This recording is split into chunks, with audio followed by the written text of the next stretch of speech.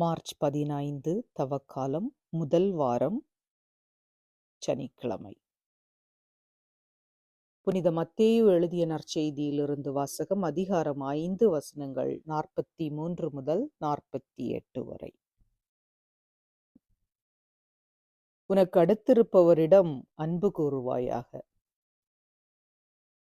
பகைவரிடம் வெறுப்பு கொள்வாயாக என கூறியிருப்பதை கேள்விப்பட்டிருக்கிறீர்கள். ஆனால் நான் உங்களுக்கு சொல்கிறேன், உங்கள் பகைவரிடமும் அன்பு கூறுங்கள், உங்களை துன்புறுத்துவோருக்காக இறைவனிடம் வேண்டுங்கள். இப்படி செய்வதால் நீங்கள் உங்கள் விண்ணகத் தந்தையின் மக்களாவீர்கள். ஏனெனில் அவர் நல்லோர் மேலும் தீயோர் மேலும் தம் கதிரவனை உயிர்த்தெழ செய்கிறார். நேர்மையுள்ளோர் மேலும் நேர்மையற்றோர் மேலும் மழை பெய்ய செய்கிறார். உங்களிடத்தில் அன்பு செலுத்துவோரிடமே நீங்கள் அன்பு செலுத்தினால் உங்களுக்கு என்ன கைமாறு கிடைக்கும்? வரி தண்டுவோரும் இவ்வாறு செய்வதில்லையா? நீங்கள் உங்கள் சகோதரர் சகோதரிகளுக்கு மட்டும் வாழ்த்து கூறுவீர்களானால் நீங்கள் மற்றவருக்கும் மேலாக செய்துவிடுவதென்ன? பிற இனத்தவரும் இவ்வாறு செய்வதில்லையா?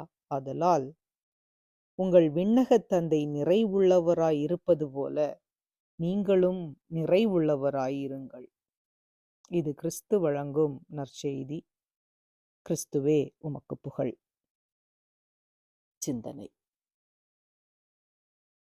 அன்பே கடவுள் என்பது உண்மை என்றால் அன்பே மனிதன் என்று அமைவதுதான் நியதி. ஒவ்வொருவரும் கடவுளின் சாயலோடு படைக்கப்பட்டிருக்கின்றோம். என் தந்தை நிறைவுள்ளவராய் இருப்பது போல நீங்களும் நிறைவுள்ளவராயிருங்கள். மனிதனின் நிறைவு என்பது அவன் புனிதத்தின் நிலையை அடைவதே. அவரின் சாயலோடு படைக்கப்பட்டவர்கள் அவரின் சாயலாகவே மாற வேண்டும். இது சாத்தியமா என்றால் இது சாத்தியமே. எப்படி என்றால் அன்பினால் இது அனைத்தும் சாத்தியமாகும்.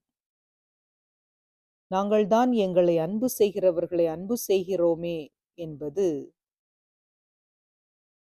போதாது. அதையும் தாண்டி விண்ணகத் தந்தை எவ்வாறு அனைவரையும் ஒன்று செய்கிறாரோ, ஒன்று போல் அன்பு செய்கிறாரோ, அவரை போல நாமும் தீயவர்களையும் நமது பகைவர்களையும் அன்பு செய்ய அழைக்கப்படுகின்றோம்.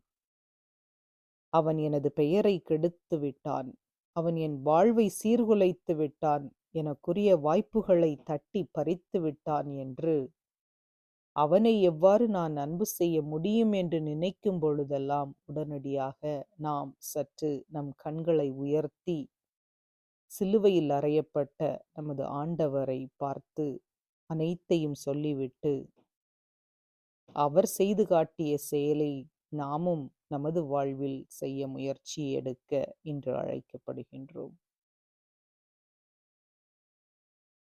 இத்தவக்காலத்தில் நம்மிடம் விரும்பும் அன்பு நம்மை சார்ந்தவர்களை மட்டும் இருக்கின்றதா, அல்லது நமக்கு தீய செயல்கள் காட்டியவர்கள் மீதும் திரும்புகின்றதா? நம்மை நாமே கேட்டு பார்ப்போம். அதற்காகவே இன்று சிறப்பாக இறைவனிடம் வேண்டுவோம். அன்பு தந்தையே, உம்மை போற்றி புகழ்ந்து ஆராதிக்கின்றோம். யாரெல்லாம் எமக்கு எதிராக தீமை செய்ததாக நான் எண்ணுகின்றேனோ, யாரையெல்லாம் என்னால் மன்னிக்க இயலவில்லையோ, யாரையெல்லாம் என்னால் அன்பு கூற கடினமாக இருக்கின்றதோ அவர்களையெல்லாம் இப்போது முன்னிலையில் கொண்டு வந்து அவர்களுக்காக வேண்டுகிறேன் அப்பா. அவர்கள் ஒவ்வொருவரையும் ஆசீர்வதியும், அவர் ஒவ்வொருவரையும் அருளால் நிரப்பும், அவர்கள் அனைவரும் நன்றாக இருப்பார்களாக.